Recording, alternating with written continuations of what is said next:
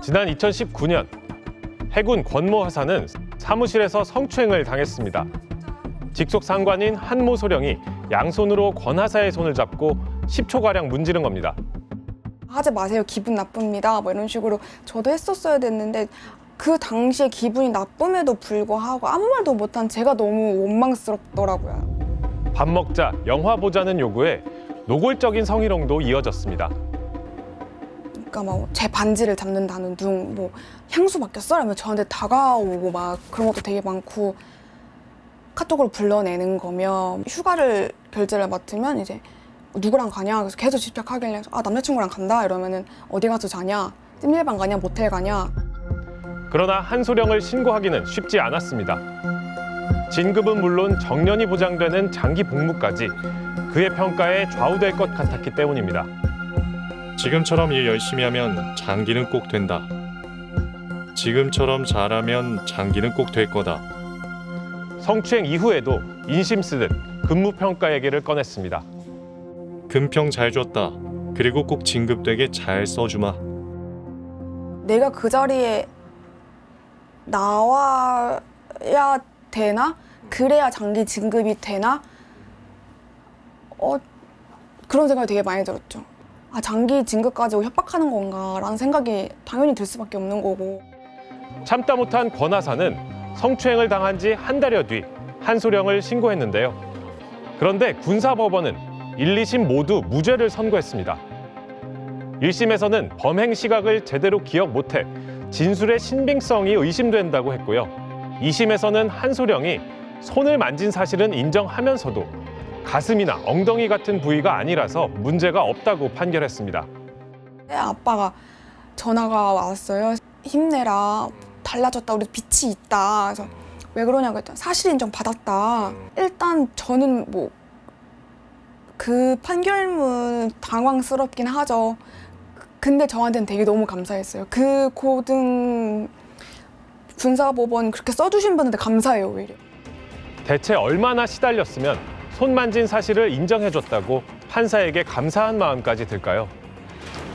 하지만 대법원은 성추행 고의가 있다고 판단했습니다. 사건이 난 지 거의 2년 만이었습니다. 결국 파기환송심에서 한소령에게 벌금 200만 원이 선고됐고 대법원에서 최종 확정됐습니다.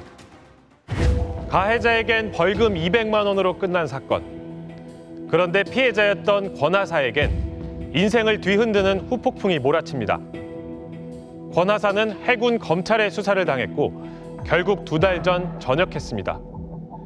죄명은 상관 모욕죄.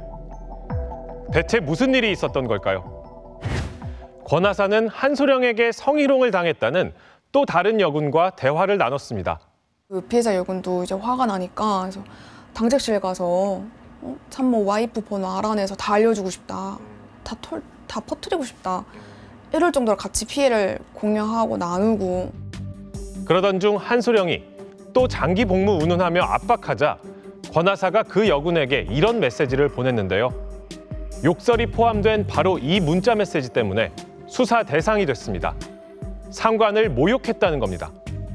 그냥 그 당시에 너무 억울하고 화가 났기 때문에 나 너무 화가 나서 나 그렇게 했던 사람이 나 또 이래. 나 너무 억울해. 화가 나. 속상해라고 그런 감정 상태에서 말한 건데 그게 또 이렇게 될 줄 정말 진짜 꿈에도 몰랐어요. 해군 검찰의 판단은 어땠을까요? 기소유예였습니다. 죄는 있지만 재판에 넘기진 않겠다는 건데 언뜻 보면 가볍게 넘어갔구나 싶죠. 하지만 이 기소유예 처분, 군인에겐 치명적입니다. 인사규정상 진급이 안 되기 때문입니다. 실제 권 하사 역시 근무평정 점수가 높았는데도 2년 연속 진급에 실패했습니다. 진급 심사 당시 성범죄 피해자끼리 나눈 대화였다는 해명서도 제출했는데요. 하지만 해군은 상관 모욕과 성폭력 피해 사실은 관계가 없다며 받아들이지 않았습니다. 결국 국가인권위원회가 나서 인사불이익을 구제하라고 권고했습니다. 해군은 이를 수용하긴 했지만 권 하사는 이미 신체 검사 기한이 지났다는 이유로 진급 심사를 받을 수는 없었습니다. 제2의 직장을 구해야 되는 거잖아요. 구하는 과정에서 되게 많이 힘들더라고요. 그래서 자기소개서 쓰면서도 올라갔다 내려갔다 올라갔다 내려갔다 되게 많이 하고, 근데 첫 질문이 왜 7년 했는데 하사 전역이에요? 라는 게 첫 질문이더라고요. 그럼 가해자 한소령은 어떻게 됐을까요?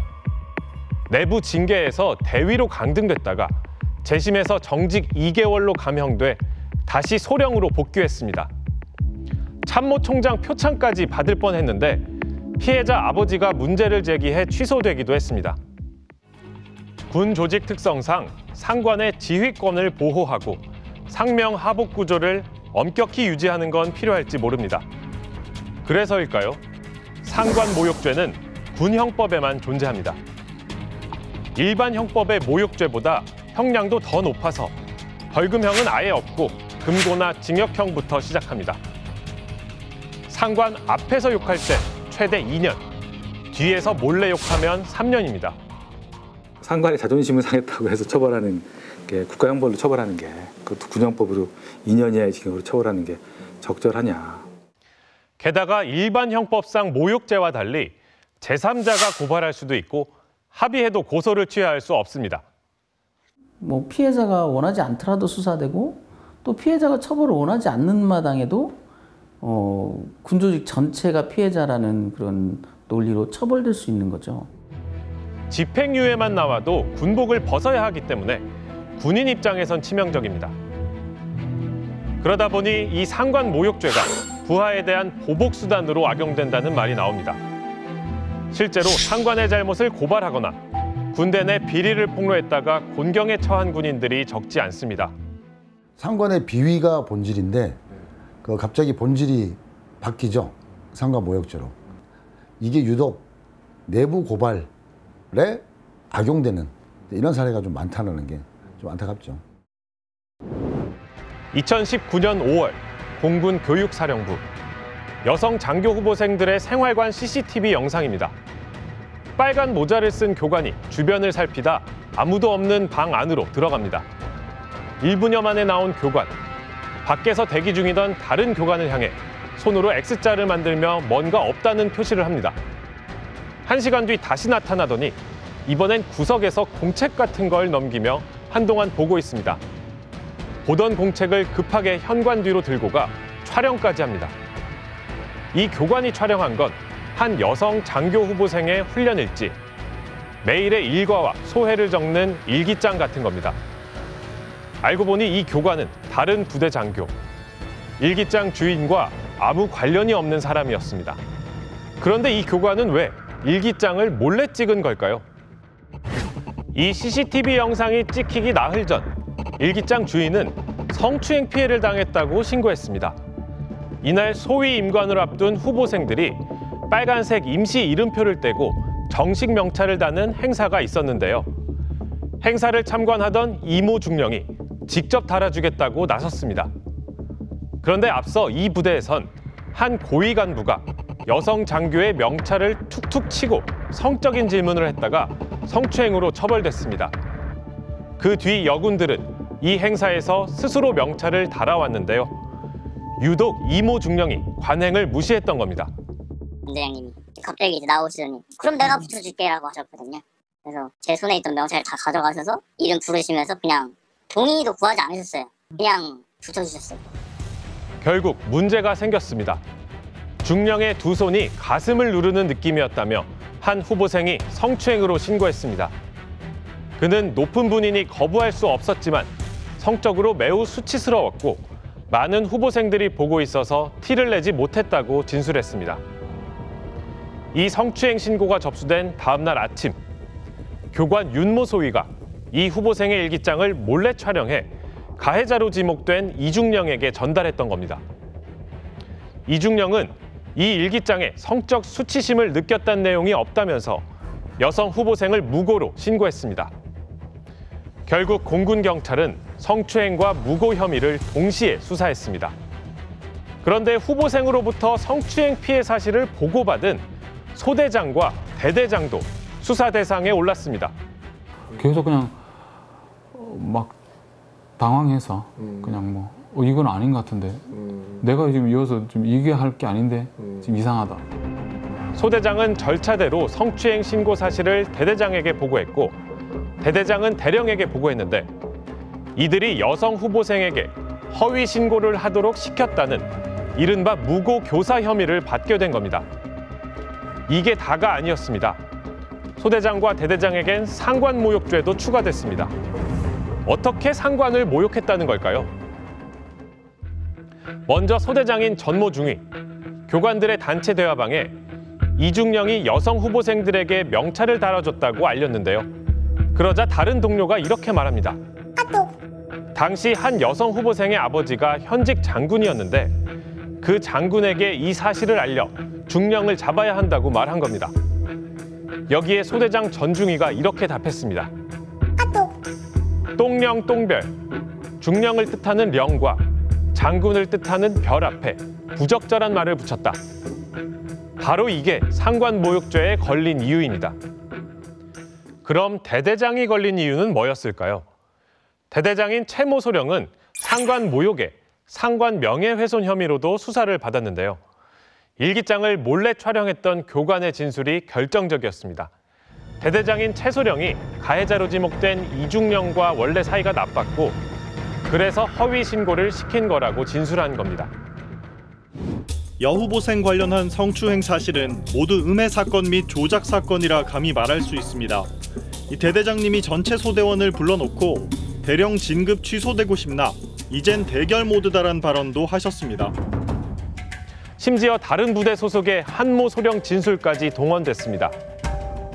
여자 후보생의 훈련 일지 등을 보여주면서 다 옷 벗을 일이다 라고 얘기했습니다. 공군 검찰은 이런 진술을 토대로 상관 모욕과 상관 명예훼손으로 기소했습니다. 하지만 채 소령은 그런 말을 한 적이 없다고 일관되게 주장하고 있습니다. 날려버리겠다. 뭐 들이받아버리겠다. 뭐 옷을 벗겨버리겠다. 그런 표현을 단 한 번도 쓴 적이 없거든요. 한 소령의 진술을 전적으로 신뢰하기 어려운 다른 정황도 있습니다. 한 소령은 소대장인 전중위에게 성추행 신고를 취소하라는 식으로 말하기도 했고요. 벌금이 없는 거야. 고의가 아니었는데 죄송하고 이 정도 수준으로 가면 네가 생각하는 것보다 훨씬 세게 나오는 거야. 제일 좋은 거는 너나 그 여자애가 죄송합니다. 저희 이렇게 했습니다.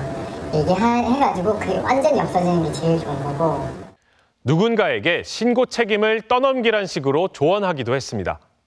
뭐 시켜서 이랬습니다. 이렇게 얘기하기 어렵거나 뭐 사주 뭐 이런 건 알더라도 저희 뜻은 처음에 이건 아니었는데 이렇게 같이 하다 보니까 이렇게 됐습니다. 한 소령은 나중에 협박 혐의로 고소당했는데요. 공군 검찰은 대화의 분위기가 강압적이지 않았고 조언을 한 것으로 보인다며 무혐의 처분했습니다. 한 소령에게 대체 왜 이 사건에 개입했고 발언들이 무슨 의도인지 물었지만 답을 들을 수는 없었습니다. 어떤 맥락에서 누가 뭐 시켰어요? 기자님 대화를 하신 거예요? 기자님 예. 지금 3년도 훨씬 지났고요. 예. 네, 잘 기억이 정확하게 안 나요. 모든 사건의 발단이 된 성추행 사건. 결국 어떻게 결론 났을까요? 성추행과 무고 모두 무혐의 처리됐습니다.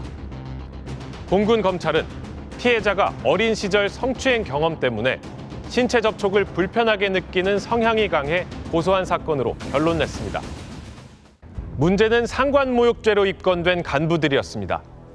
소대장 전중위는 기소유예 처분 때문에 2년째 진급이 안 돼 결국 제대했습니다. 대대장 채 소령은 공군 군사법원에서 징역 1년의 집행유예를 받았는데 지난해 12월 국방부 고등군사법원 항소심에선 무죄로 뒤집혔습니다. 재판부는 공군 검찰이 모욕이라고 주장한 채 소령의 언행 일부는 과장됐거나 입증이 안 됐다고 판단했고요. 또 일부는 상관의 무리한 지시에 불만이 있던 부하들을 다독이는 과정에서 나온 것으로 봤습니다. 특히 무고 교사라고 주장했던 교관의 진술은 신빙성이 낮다고 했고요. 수사의 결정적 계기가 된 한 소령의 진술에 대해서도 채 소령이 자신의 억울함을 하소연하는 과정이었다고 결론 냈습니다. 채 소령의 경우 최초 성추행 신고 이후 무죄 선고까지 2년 반이 걸렸는데요. 그 사이 기소됐다는 이유로 중령 진급이 취소됐고 강제로 휴직까지 당했습니다. 최소령은 행정소송을 내 진급 취소와 강제휴직 모두 잘못됐다고 인정을 받았는데요. 가장 원하는 건 공군으로부터 이 진심 어린 사과를 받는 것입니다. 내부 신고자에 대한 마녀 사냥, 그걸 갖고 지금 4년째 끌어오고 있다. 그렇지만 지금이라도 당시에 적법했음을 인정해주고 제한테 보장된 권리를 돌려주고. 하지만 공군이 모든 소송에 불복해 실제 복직은 아직도 멀었습니다. 공군 법무실 입장에서는 아마 그들의 결정과 권위에 엄청난 도전을 하고 있어서 짓밟아 버려야겠다, 이런 생각을 하지 않았나. 소송 5번 하는 동안 2억 원 가까이 썼고 강제휴직 중이라 1년 반째, 월급은 180만 원에 불과합니다. 아르바이트라도 하고 싶지만 겸직 금지 규정 때문에 할 수도 없습니다. 조직과의 싸움에 그 능력을 또 걸고 또 제 삶을 걸고 또 제 가족까지를 걸어놓고 제가 이걸 갖다 싸우고 있다는 이 자체, 얼마나 소모적이고 참 비합리적입니까? 국방부 자료에 따르면 상관을 상대로 한 여러 범죄 중 압도적으로 많은 게 모욕죄였습니다. 한 해 200건 가까이 발생하는데요. 보신 것처럼 코에 걸면 코걸이, 귀에 걸면 귀걸이입니다. 일반 모욕죄의 경우에는 아주 심한 모욕적 언사가 아니면 웬만해서는 이제 모욕을 안 보는데, 상관 모욕죄의 경우에는 뭐 불순한 언동을 자꾸 기소하려는 경향이 있고, 냉정히 따져서 군복무 한 30년 하는 동안에 상관 모욕을 안 할 수가 있나요? 상관 모욕죄가 보복 수단으로 악용된다는 지적이 나와도 별 관심이 없는 게 더 문제입니다. 국방부 청렴ombudsman이 재작년 최소령 사건을 조사하면서 실태 조사 검토를 권고했지만 국방부는 2년 동안 손을 놓고 있습니다. 국회에서 발의된 관련 법안엔 반대 댓글이 쇄도했고 결국 발의안은 논의조차 안 됐습니다. 상관의 특정 지시나 명령에 따르지 않을 경우 이미 별도의 처벌 근거가 있습니다. 상관의 정당한 명령을 거부하면 항명죄로 처벌돼요. 엄한 처벌이 따릅니다. 근데 뭐 때문에 상관 모욕을 두고 있느냐는 거예요. 상관 모욕죄는 1948년 군법으로 제정된 상관 불경죄에서 유래합니다. 1962년 이름만 바뀌어 지금까지 존재하고 있는 건데요.